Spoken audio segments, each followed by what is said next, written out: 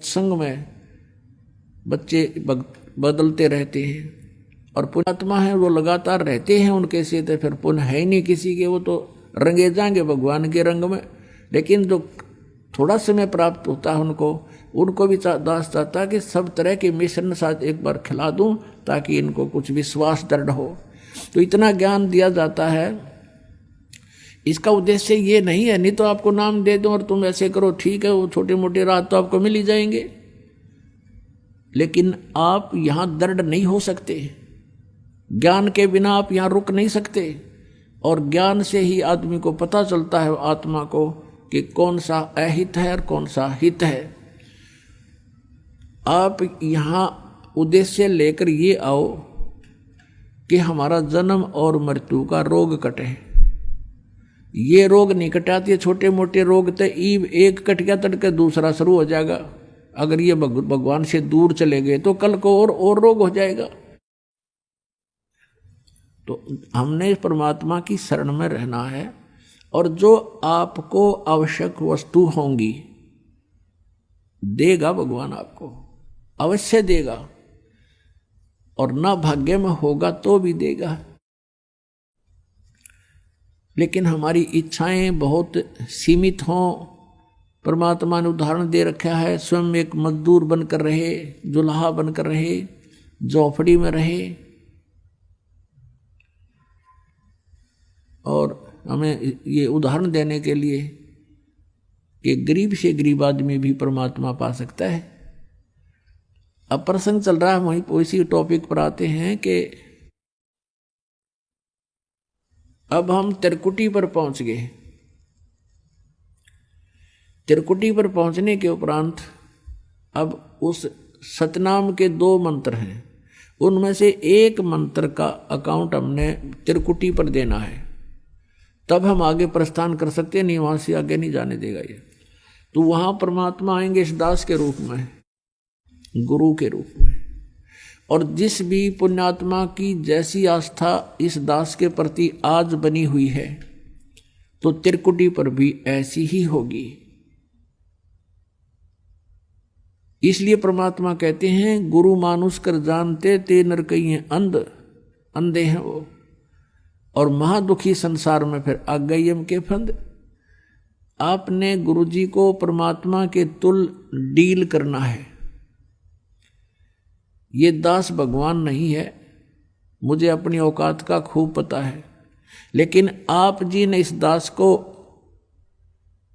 As a rehearsal और इस जन्म मृत्यु के रोग की इस प्रॉब्लम को सोल्व करने के लिए, हल करने के लिए मानना पड़ेगा गुरु जी हमारे भगवान हैं। अब जैसे एक ऋण, गणित के अंदर ऋण का एक प्रश्न आता है, उसमें मूलधन ज्ञात करना होता है। वो मूलधन करोड़ों अरबों का होता है, रुपए का। उस करोड़ों अरबों रुपए के मूलधन को प्राप्त करने के लिए सपोज करना पड़ता है, मानना पड़ता है, मान ले मूलधन 100 रुपये, और फिर उससे हमारी वो प्रॉब्लम सोल्व हो जाती है। फिर उस 100 रुपये मूलधन नहीं है, लेकिन 100 रुपये मूलधन माने बिना वो उस प्रॉब्लम हल नहीं हो सकती, वो प्रश्न हल नहीं हो सकता। और 100 रुपये मूलधन मानते ही वो प्रॉब्लम हल हो जाएगी, और वो मूलधन मिल जाएगा जिसकी हमें तलाश है। तो इस दास को आप जी ने गुरु को सपोज करना पड़ेगा, गुरु इज गॉड, और ऐसे नहीं मानोगे तो आप फिर जहां भगवान होगा इस दास के रूप में, क्योंकि परमात्मा ने आपके पहचानो। अगर दूसरे रूप में खड़ा होगा तो आप बात भी को नहीं करो, और इस दास के रूप में आएगा तो आप जाते ही दंडवत प्रणाम करोगे, जैसी आपकी आस्था, यानी वो फिर अंतःकरण देखेगा। यहाँ तो आप झूठ भी बोल देते हो, कोई बीडीपी हो भी नहीं करना जी, ठीक से मेरा नाम, मैंने कोई मर्यादा भंग नहीं करी, या कोई और अन्य पूजाएं करता है साथ में, तो वो तो वहाँ जाकर तो आपके समक्ष फिल्म चल पड़ेगी, और आपका कैसा भाव है गुरु जी के प्रति वहाँ पता लग जाएगा। गुरु मीन भगवान के प्रति। तो वहाँ अगर आपके मन में दोष रहा तो आप वहाँ से रिजेक्ट हो जाओगे, और कहते वहां का गिरा फिर नहीं जाता, वहां का गिरा वापस नहीं जाता फिर कभी भी। ऐसा बुरा हाल हो जाता है इस प्राणी का। जब इतना कुछ यहाँ करवाया जाता है, समझाया जाता है, और फिर हम वही गफलत करते हैं, तो फिर अपनी करी कराई भक्ति का नाश हो जाता है। त्रिकुटी पर जाकर के परमात्मा आएंगे, वह बहुत बड़ा मेला लगा होगा, इंटरनेशनल एयरपोर्ट है। जैसे को विष्णु जी का उपासक है वो भी वहाँ खड़ा होगा, शिव जी का उपासक है वो भी वहाँ खड़ा होगा, और ब्रह्मा जी का उपासक है वो भी वहाँ खड़ा होगा, दुर्गा का उपासक है वो भी वहीं होगा, ब्रह्म का उपासक भी वहीं होगा, और पूर्ण परमात्मा का उपासक भी वहीं खड़ा होगा। अब वहाँ बहुत बड़ा भीड़ होगी, मेला होगा। आप खोजोगे कि गुरुजी कहाँ हैं हमारे, तो गुरुजी दिखते ही आप दौड़े जाओगे, दंडवत प्रणाम करोगे। फिर परमात्मा आपको साथ ले जाएंगे कि आ जाओ तुम्हारा अकाउंट क्लियर कराते हैं।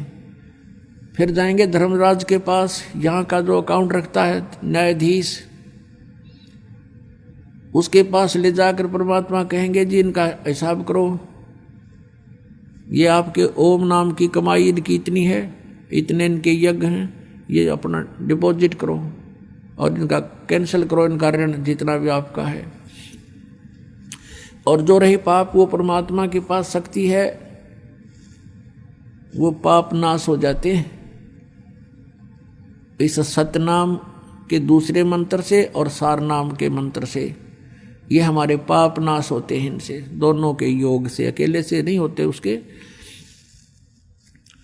तो पाप हमारे नाश मिलेंगे, पुण्य जो के तो वहाँ विद्यमान मिलेंगे।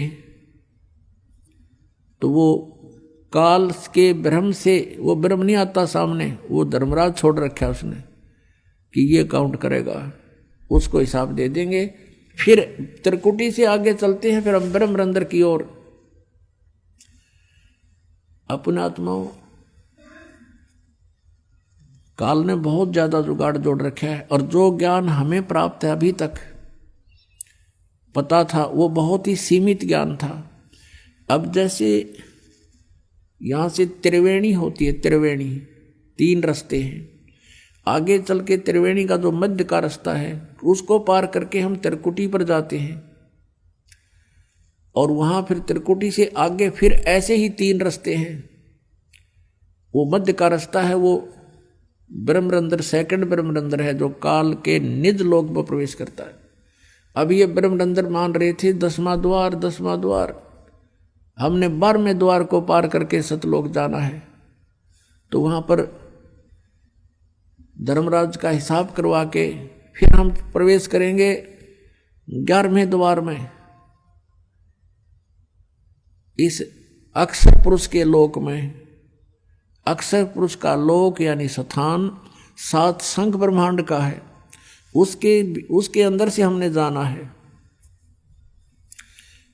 तो उसका ऋण हमारे ऊपर, वो सिर्फ इतना ही टैक्स हो जाता है वहाँ से वहाँ तक जाने का, उसका किराया है। सतनाम के दूसरे मंत्र का जो तत्व है उसका, तो वो परब्रह्म के लोक में हम इसको दे देंगे, परमात्मा साथ रहेंगे। फिर हम 12वें द्वार में जाएंगे, भवन गुफा पार करके, और वो सतलोक प्राप्ति होगी उस तीसरे मंत्र सार नाम से। तो गीता जी अध्याय नंबर 18 के श्लोक नंबर 66 में कहा कि सर्वधर्मान परित्यज माम एकम शरणम व्रज, मेरी सतर्के, सभी पूजाएं मुझे छोड़ दे, मुझे दे दे, फिर उस एकम सर्वशक्तिमान की शरण में जा। तो इस प्रकार व्रज माने जाना है, आना नहीं है, ये गलत अनुवाद करके।